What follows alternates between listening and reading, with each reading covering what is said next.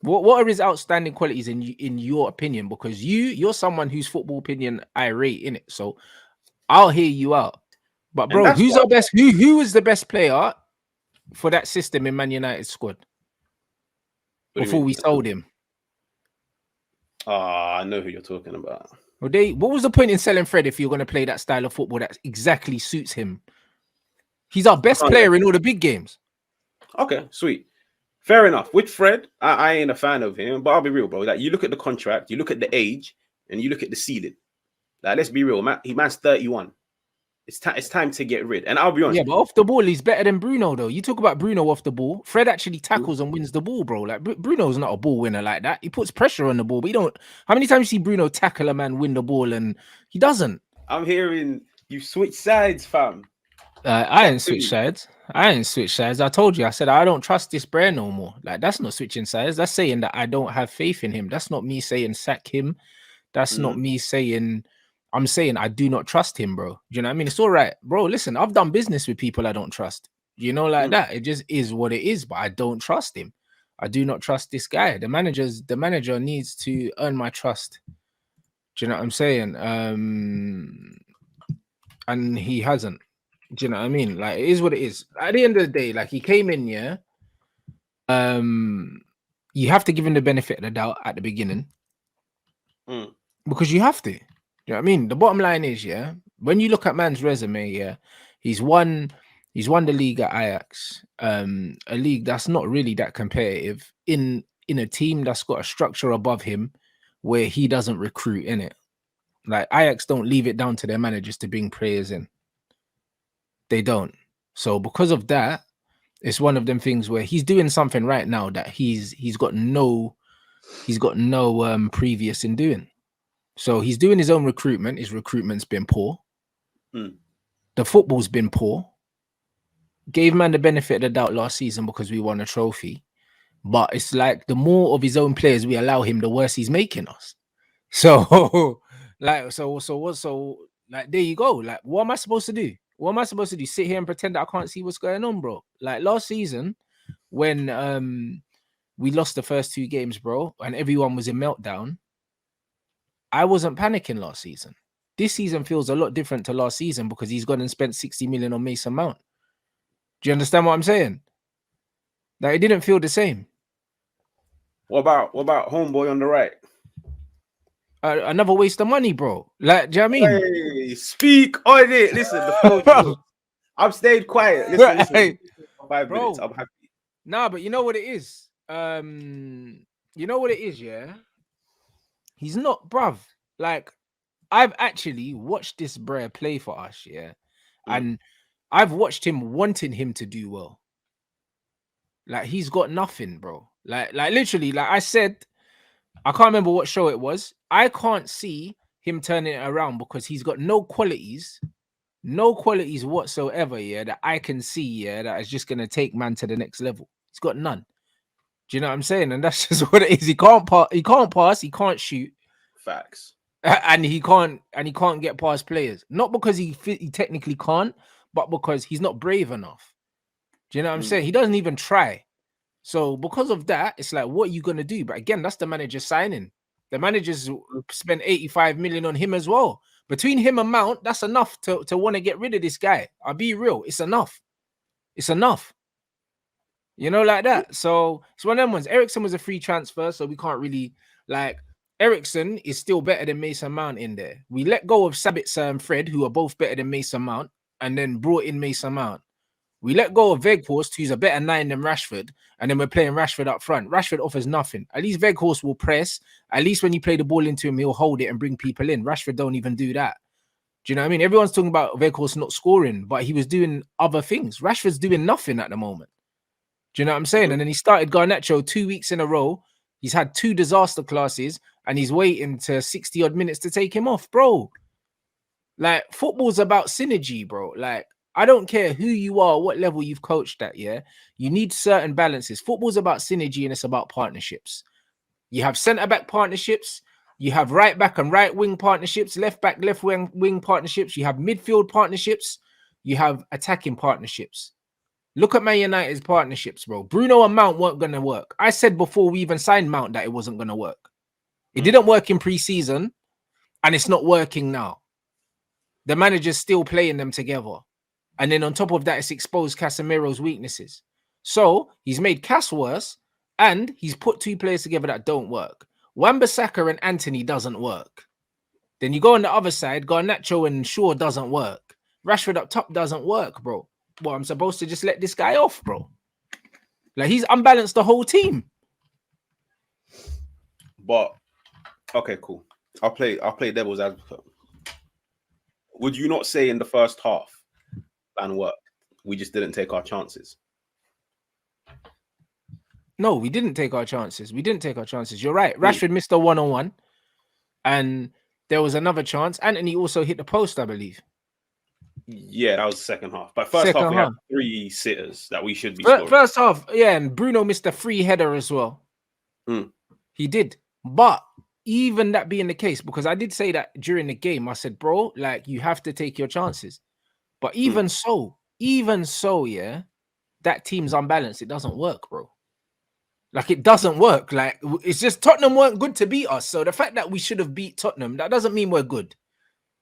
It just means that Tottenham ain't very good. Like, what we done to Tottenham, yeah, the way we press them, we can't do that against a good side because they'll just play through us. Do you know what I mean? Like, so really, you're right. We should have taken our chances, and it's probably a different game if Rashford scores that chance. Like, the chance Rashford missed was terrible because it's like, just lift it over the goalkeeper. You've been in the Prem for 5-6 years, mate, maybe 7. You know, that lift it over the goalkeeper. You know what I mean? So I hear what you're saying, but for me, like, even when I look at the job the manager's doing in terms of recruitment, the style of football and stuff like that, he's in unknown territory, bro. Do you know what I mean? You have to give him the benefit of the doubt in the first season, but it's almost like the more decisions he's allowed to make, the worse he's making us. We're worse now than we were last season, bro. We're worse. You know what it is? I agree with that. I agree with that. And you touched on a point earlier on, which I always say, which is last year, man was happy to abandon play style, principles, all of that, because I felt like last year he just prioritized results. And to be fair, he got top 4, he got to 2 finals, he won one of them. So at the end of the day, it was a decent season.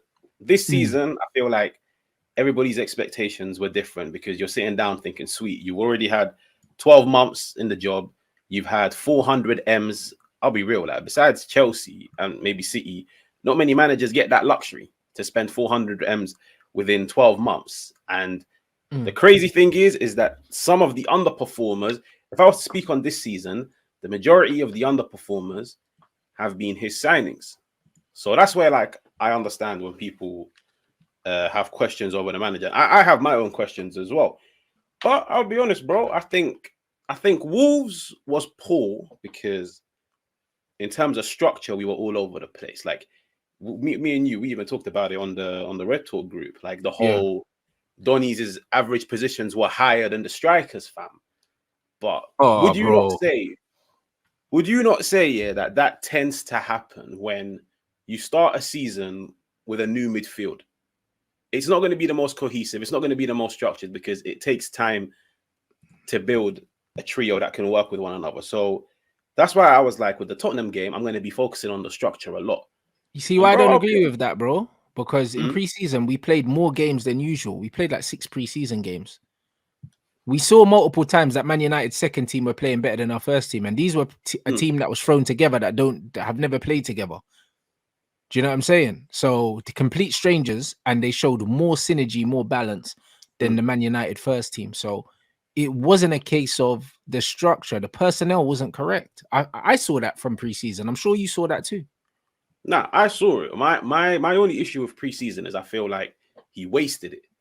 I'll be honest. Yeah, like we had 7 games. 3 of those games were the YGs playing in them. And then there was one game where he brought on the first team for 20 minutes and they stank out the place. Would you not say against Tottenham in the first half? So, sweet. The Wolves game, we blame it on structure. Sure. He's not going to abandon that structure because I've said this on my own channel, which is you have to bear in mind the 3 players that he's got in midfield are undroppable. So me and you can sit down and complain about a lack of complementary profiles, a lack of personnel.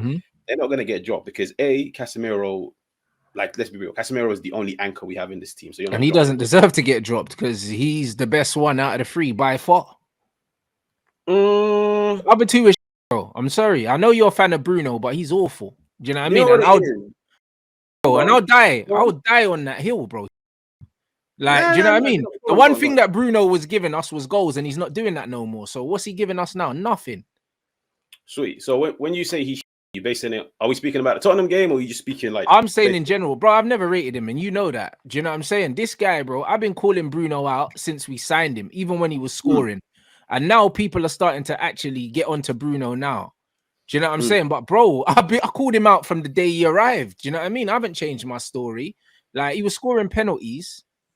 And people were like, oh yeah, GA. Every time someone wants to argue Bruno's qualities to me, it's GA. Do you know what I'm saying? Okay. But at the end of the day, I've never in my life seen a supposedly creative midfielder that isn't good in tight spaces, can't carry the ball, is not a great passer, and he's not a great shooter either. Like, do you know what I mean? He's not like, when I look at him, it's like his only endearing features are the fact that he runs a lot and he doesn't get injured. It sounds like Darren Fletcher. Okay. So What would you say his outstanding qualities are? Sorry? What are his outstanding qualities in your opinion? Because you're someone whose football opinion I rate in it. So I'll hear you out. You know what it is? Fair enough. Like, you see, when you say the thing about Bruno is he's technically limited. I agree with you with that. But the thing is, Bruno does one thing, and this is the only reason why I back him, by the way, because you'd remember full on well, like me and you used to sit down here 2 years ago and just take it in turns, ripping into the guy. I only really changed my mind on Bruno last year because I sat down and I was like, sweet, in order to score a goal, we need some form of creativity. Now, it doesn't matter whether or not the brother is stringing 5-6 passes in tight areas, dribbling in and out of players, or if he's just trying to Hollywood from 40-50 yards out. No one in this team can create. No one in this team offers anything out of possession. And that's why when I look at Bruno, and I'm like, you know what? Man can't really fault you because I've seen out of possession. What do you mean out of possession? In what sense? Bro, as in the work rate he gives this team out of possession. But that's why we signed Mason Mount. Yeah, but bro, I'll be real. Like, at the end of the day, if you're going to play this very aggressive play style, you need the entire team to be putting in a shift out of possession. And one of the reasons why we lost against Tottenham, and I wanted to bring it up, and I'll see if you agree with it, is would you not say, and this is why I keep banging on about preseason, where in my opinion, Ten Hag wasted preseason because he kept giving the young players the opportunities to play and he kept rotating. Like, personally, our preseason was a this year. But would you not say, second half of against Tottenham, come the 60th minute, every man looked gassed out. And that's why they were carving us open. Yes and no. Do you know what I mean? The reason why I say that is because I know in football, you see, when you're on top of teams like we were on top of Tottenham in the first half, we look like the home team. When you don't take your chances, teams naturally grow in confidence because they're like, you know what? These men can't hurt us. You know, like that. It's just like when you're in the ring and you feel someone's power and you're like, yo, this guy can't hurt me. I'm just gonna walk through him.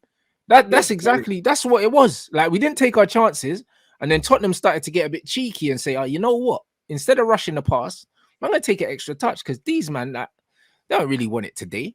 I just feel like Tottenham grew in confidence because we couldn't put them away. Do you know what I mean? I wouldn't even necessarily say that they were tired. I would just say that we didn't hurt them when we should have. Okay. So I agree with that. But at the same time, as much as Tottenham grew in confidence, if you were to go back and watch that game and you see the way that they were carving us open, don't get me wrong, at times they played nice ball. I'll give them that. Like, nice little 1-2s, the way they were circulating possession. It was sweet. It was very good. But bro, I'll be real. There were times where they are just carrying the ball through the center of the park and there is nobody there. And you're looking at all the red shirts on the pitch and every single one of them is jogging back. So, some of them are walking back, or I'll even say his name, Rashford. Rashford was just walking around the whole game. Yeah, he does it all the time. Yeah, there you go. He does it all the time. But I'm saying, wouldn't you say this year we've stepped up our play style in a sense where last year we were a relatively pragmatic team. Like, we sat back and we just waited for the opportunity to counter the opposition. This year we're a bit more aggressive, where we push more bodies forward. Yeah, we're a bit more proactive in and a bit more aggressive. 100%. But it's So not. would you I not don't think it's a say? good idea. No. Fair enough. Fair enough. I completely agree with that. In the beginning, I was like, sweet. I see the benefits of it. But at the moment, I'm like, it ain't working. When you're going to play very aggressive, which means you're going to turn over possession a decent amount. But in order for you to retrieve that possession, you need them to be fit. But And bro, that's who's what. our best? Who is the best player for that system in Man United squad What do you before mean? we sold him? I know who you're talking about. Well, what was the point in selling Fred if you're going to play that style of football that exactly suits him? He's our best player in all the big games. Okay, sweet. Fair enough. With Fred, I ain't a fan of him, but I'll be real, bro. Like, you look at the contract, you look at the age, and you look at the ceiling. Like, let's be real, man. Man's 31. It's time to get rid. And I'll be honest. Yeah, but off the ball, he's better than Bruno, though. You talk about Bruno off the ball. Fred actually tackles and wins the ball, bro. Like Bruno's not a ball winner like that. He puts pressure on the ball, but you don't. How many times you see Bruno tackle a man, win the ball, and he doesn't? Fred's the guy that tackles people, bro. He's the guy that we put to man mark Kevin De Bruyne when we beat Man City. If you're gonna play that front foot pressing game, yeah, that's how Klopp was using Genie. You play a player like that. That's mobile. That's aggressive. If you want to play that style of play, why do you bring in Mason Mount? He's not better than Fred at that. Fred was our best player at that. That is literally his whole bag. Okay, I'm not gonna lie. With my biggest issue with Fred was the fact that I agree with you. He does put in a serious shift out of possession. Yeah. My biggest problem with Fred is I've never seen a player win possession and give it back straight away. Well, That's you my have biggest. okay, maybe not give it back straight away. Like, do you know what I mean? Fair enough. And he doesn't always do that, to be fair. I think that's a bit harsh because when you look at his average pass completion, it's in the 80%. So it's not as bad as Bruno's, who doesn't win the ball and gives it away anyway. Yeah, but his role on the pitch was completely different to Bruno's. Fair enough. But I know when you're talking about giving the ball away, but like if you're gonna win the ball, yeah, and give the ball away, that's better than not winning it and just giving it away, in my opinion. Yeah, no. Fair enough. Like if you're gonna put in a shift in and out of possession, sweet. But when it comes to losing the ball, the reason why I've got more of an issue with Fred losing the ball than with Bruno, the majority of the times, unless Bruno is being asked to play deep or play out wide, when Bruno loses the ball, he loses the ball in the opposition half. Like that's by him trying a cross or a ball over the top. Bro, Fred was giving the ball away in our own half.